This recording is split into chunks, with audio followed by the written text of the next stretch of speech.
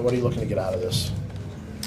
I think it's a great opportunity, like I said earlier, to go against one of the premier teams in the National Football League. I think when you look at their roster, it's a pretty deep roster with a lot of great players, and I mean they've performed at a really high level the last couple of years. So I've got a lot of respect for Zach and his coaching staff and what they've been able to accomplish, and so it's going to be a great test for our guys to see kind of where we're at against one of the better teams in this league. Is today your best opportunity to see your veterans and what your first teams look like on offense, defense against their ones? Yeah, I think in terms of the preseason, absolutely. I mean, that's part of the reason I like these types of practices, especially going against a really good football team, is it affords you, the maximum number of reps without really putting guys at more risk. There's always an inherent risk every time you step out on that field, but without guys going to the ground and whatnot, that it's just, I guess, a more protected area.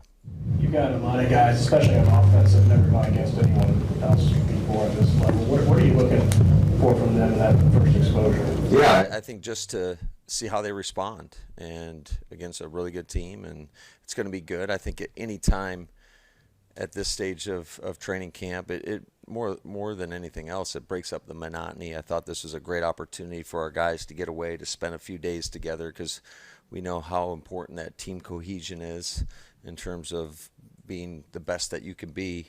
And we had a great dinner as a team last night, and just getting the guys to be around one another. And like I said, it breaks up just your normal routine when you're going in early and you're leaving late.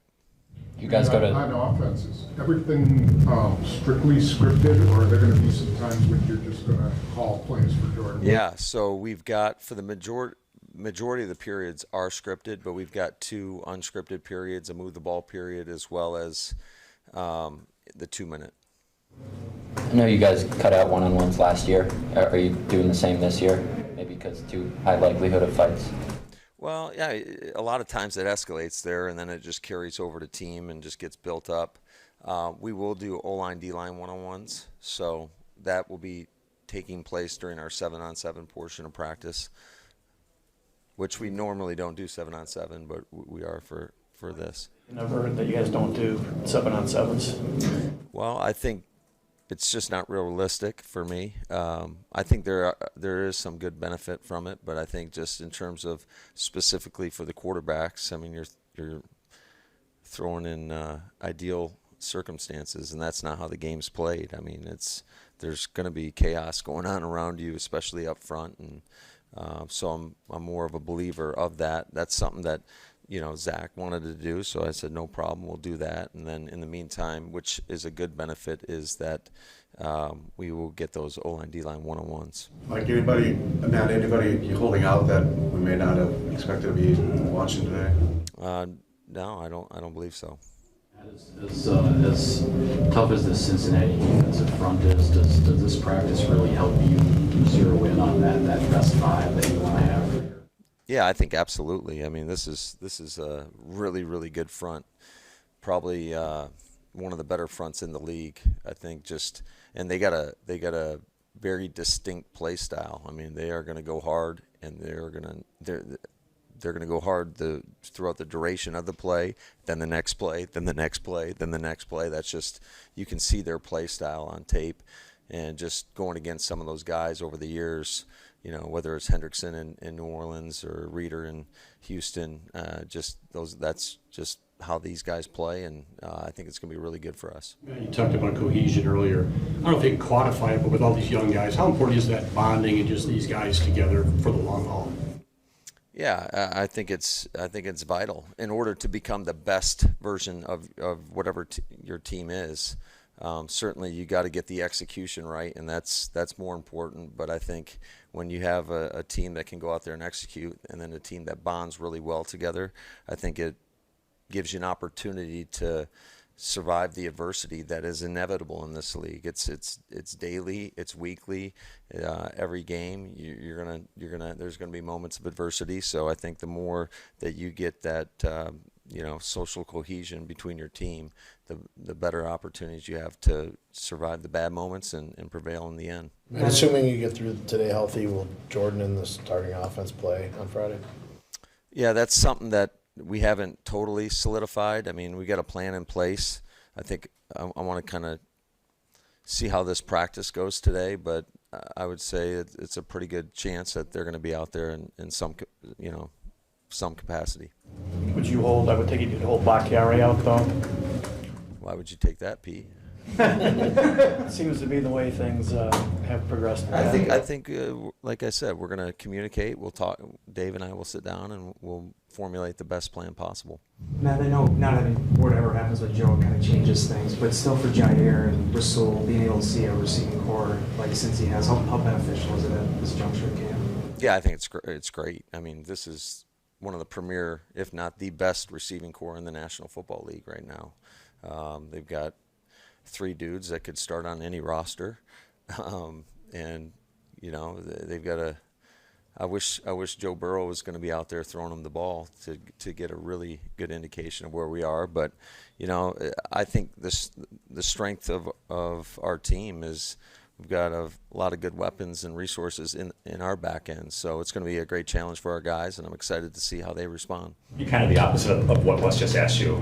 Cincinnati's pass defense was #1 last year, and passer rating, and New England's obviously really good too. How big of a benefit for your young passing game is going to be to face 2 really good pass defenses in the next 2 weeks? Yeah, it's going to be a great challenge, and we're not.